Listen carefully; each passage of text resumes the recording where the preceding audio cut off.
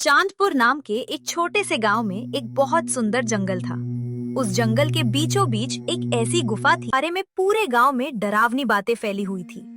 गांव वालों का कहना था कि उस गुफा के अंदर से हर रात किसी इंसान के रोने और मदद मांगने की आवाज आती है। लोग कहते थे कि उस गुफा में एक खतरनाक जादूगर रहता है, जो भी उसके पास जाता है वो कभी वापस नहीं आता।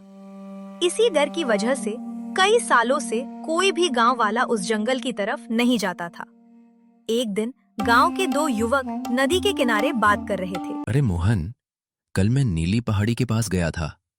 वहां फिर वही अजीब आवाज आ रही थी। तू पागल हो गया है क्या?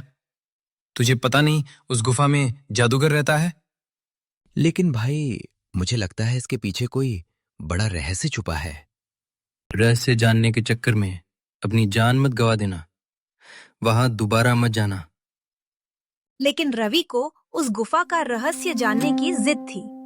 अगली शाम वो अकेला ही जंगल की तरफ चला गया। उसके बाद वो कभी वापस नहीं आया।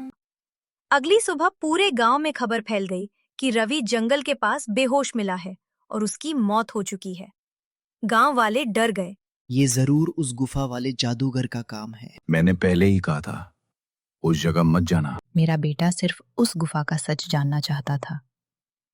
उसी गांव में गोपाल नाम का एक किसान रहता था।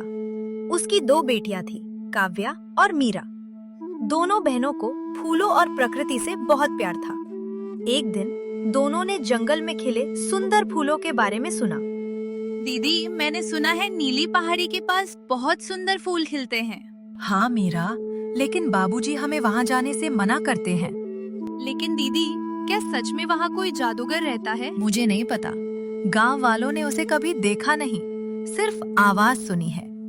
तो फिर हमें सच पता करना चाहिए। ठीक है, लेकिन हमें सावधानी से जाना होगा।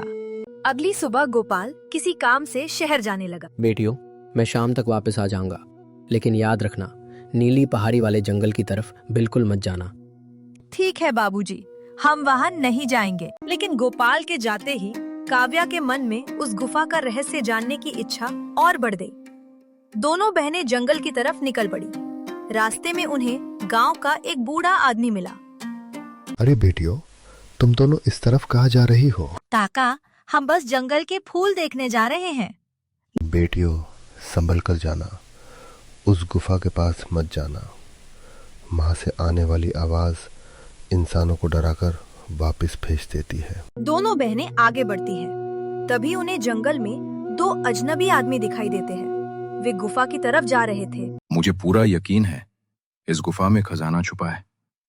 लेकिन लोग कहते हैं यहाँ जादूगर रहता है। ये सब गांव वालों को डराने की कहानी है।